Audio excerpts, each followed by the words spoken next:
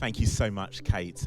It's just a great privilege to be back here with you. And I can tell you that certainly on social media, I follow avidly the work of Hope into Action. And I'm just really grateful to John, to Kate, and to the wider team. And in particular, of course, the investors, the churches, the tenants, and the volunteers, workers who make this thing happen and are making a true difference in people's lives.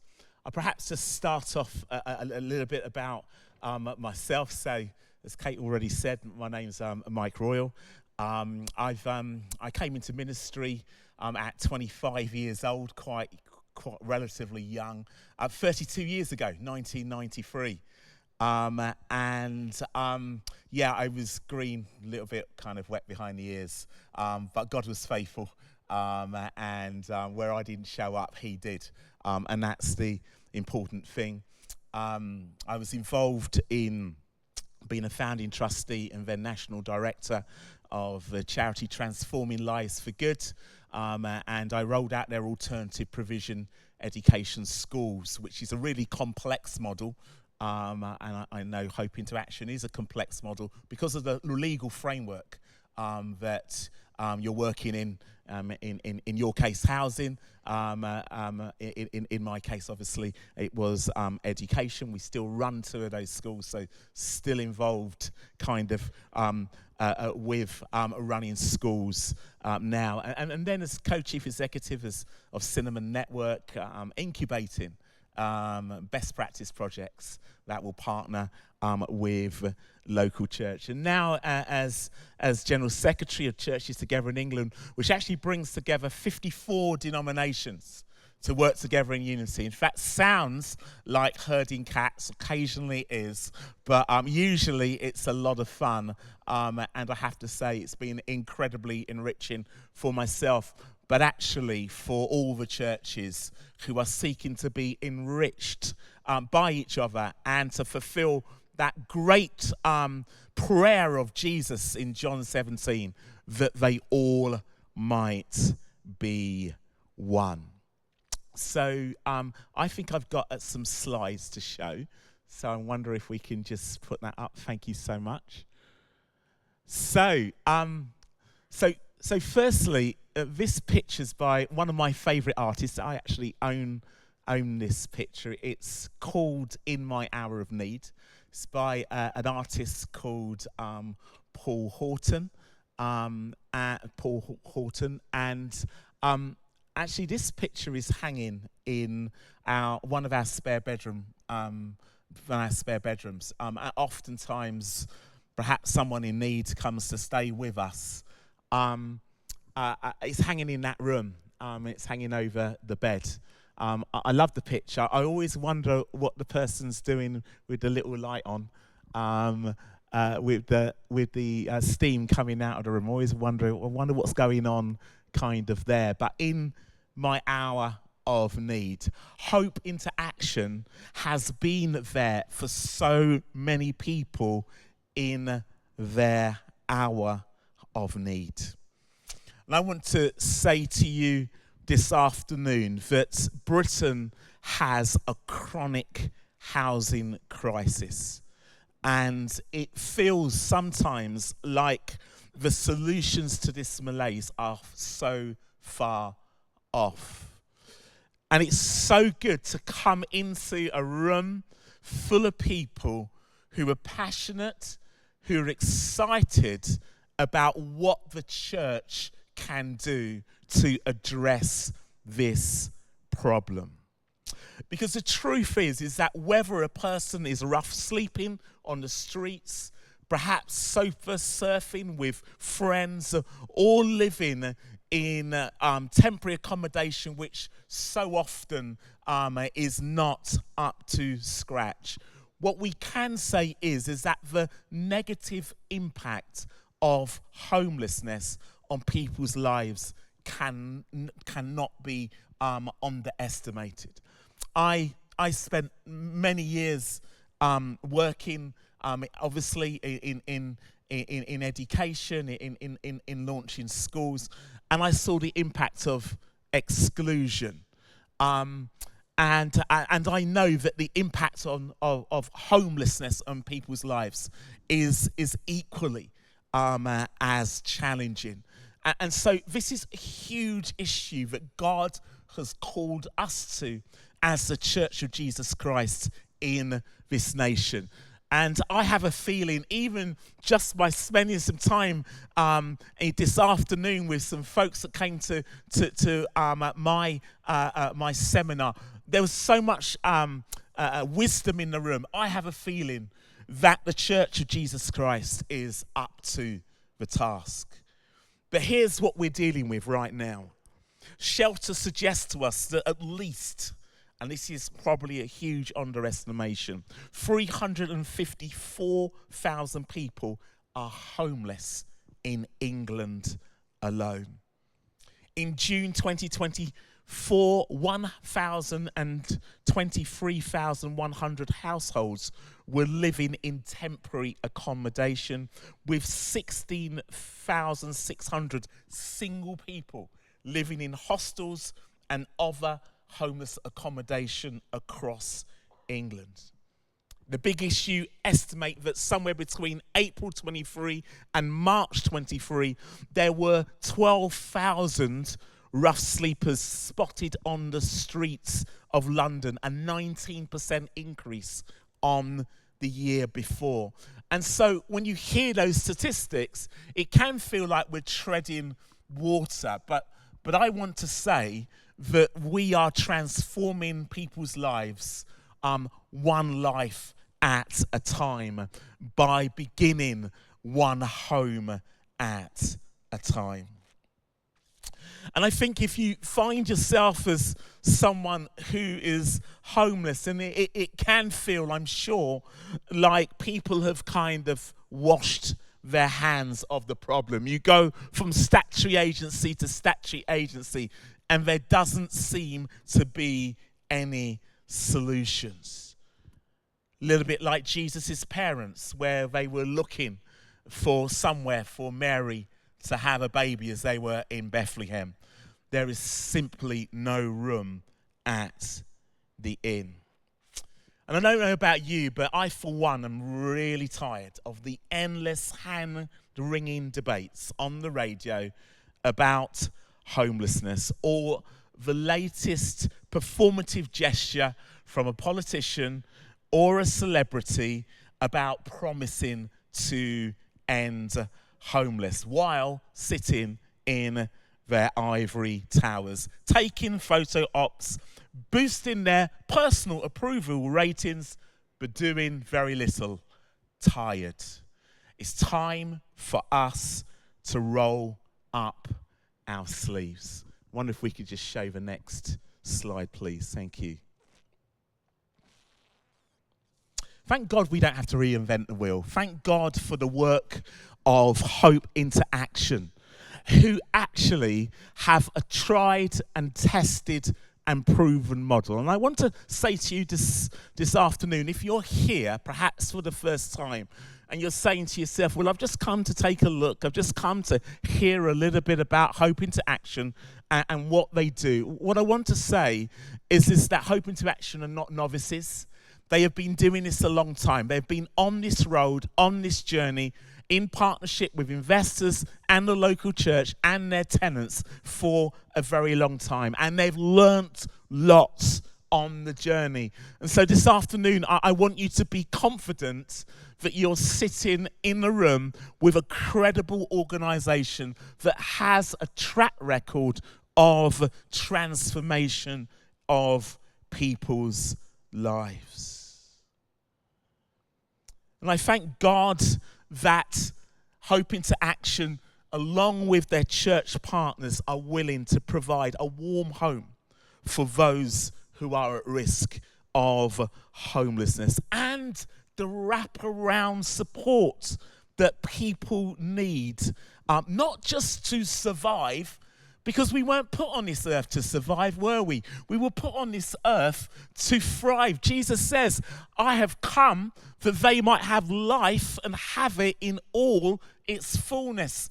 That includes the person that is homeless. God wants them to thrive and in an environment that is supportive, because absolutely every one of us needs that.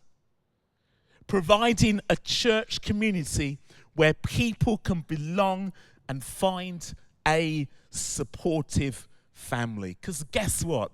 It takes a village. It takes a village to support any individual, just as it takes a village to raise a child. Why Hope into Action? Well, Hope into Action galvanizes investors who have money to make a difference, but perhaps wouldn't know where to start in terms of making that difference. Hope into Action enables the local church to support people at the point of their need in a way that the church by itself would feel like it was reactive rather than being proactive. And then, of course, Hope into Action releases workers and volunteers to help and stand alongside those who have a need. And one of the things that I think uniquely the church brings to this country is lots and lots of passionate volunteers. And when they are supported well, when they are trained well, when they aren't given too much overburdening in terms of red tape and bureaucracy, but allowed actually to get on the front line where their passion is, volunteers from the church can make an incredible difference. And I know that there are people in this room doing exactly that. And I want in this moment to give them a clap.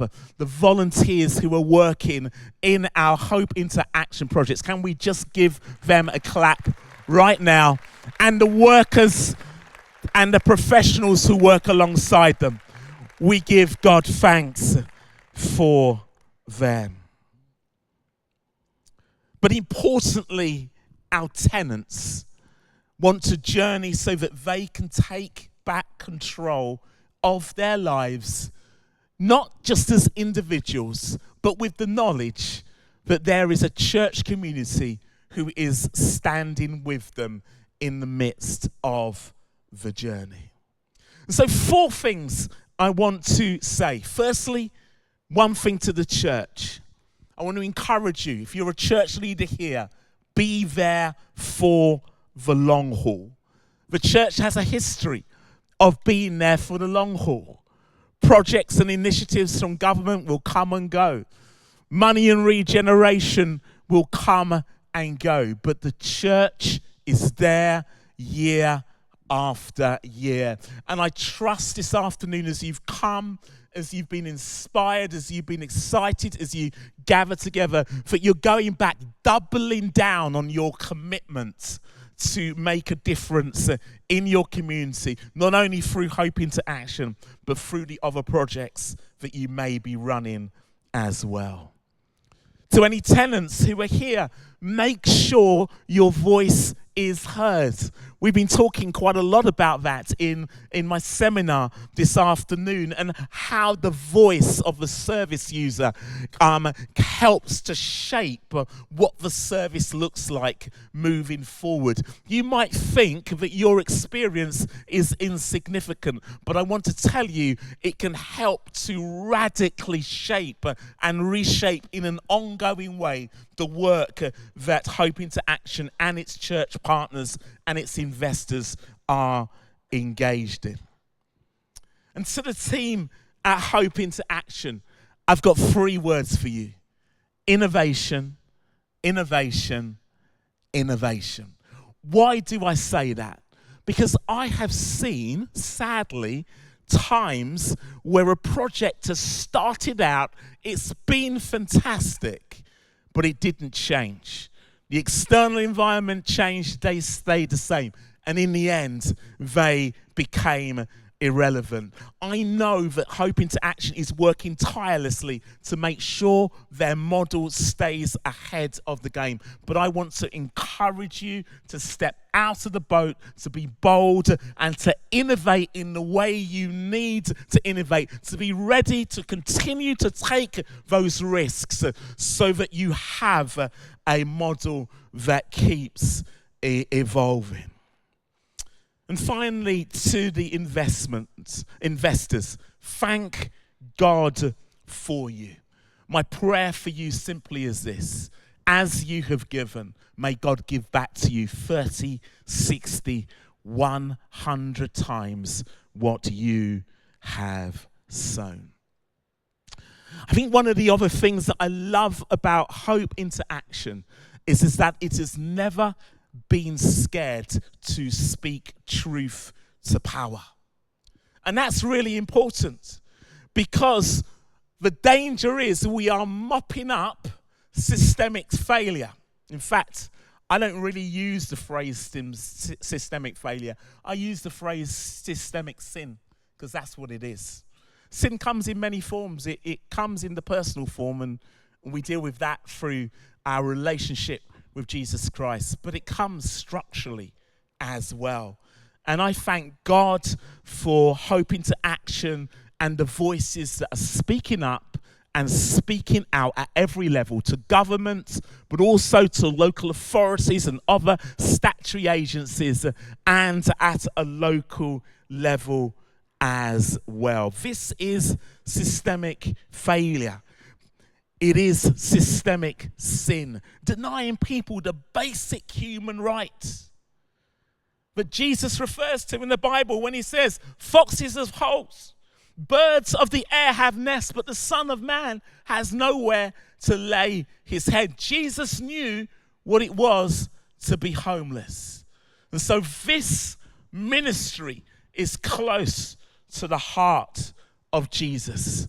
And when you speak truth to power, let me tell you something, you're speaking with the authority of Jesus Christ behind your words. May you find your voice heard in the highest echelons of government. We will not be useful idiots clearing up the mess that society has left behind, but we will be those critical friends who challenge the statutory agencies and speak up till justice rolls like river and righteousness like a never failing stream. God, help us to grow networks and movements of change that really get things done. We will not sit by and watch government after government's inaction. We will not wring our hands in endless debates that lead to nothing getting done. We will not just do soup runs to the homeless, which, if we're not careful, actually increase a dependency culture. We will fulfill the proverb, the Chinese proverb that says, give a person a fish and you feed them for a day. Teach them how to fish and you feed them for a lifetime. A little bit on the side, I'm a mental health chaplain for Birmingham and Solihull Mental Health Foundation Trust. And within our trust, we do lots of work on practical life skills. And I can tell you now that teaching people skills like cooking and cleaning and budgeting and other practical skills has an incredible impact on their lives. And I know that's been done in those Hope into Action hubs and homes around the country. And so we will mobilize, empower the church to make a difference in people's lives. Yes, practically, domestically, communally, economically, and of course, spiritually.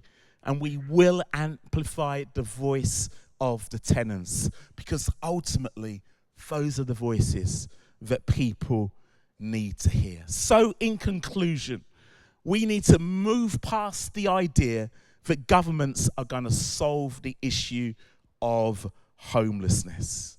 We need to build unity, develop partnerships, and be part of a movement of change that can make a tangible difference in this nation. And we are not like those without hope. Desmond Tutu, the late Desmond Tutu, says this: hope is being able to see that there is light despite all the darkness. When the ancient Tertullian famously said, hope is patience with the lamp lit. Friends, let's light our lamps. Let's keep the flame burning long after this conference has finished, because the light has shone in the darkness and the darkness could not put it out. Thank you for listening, and God bless you.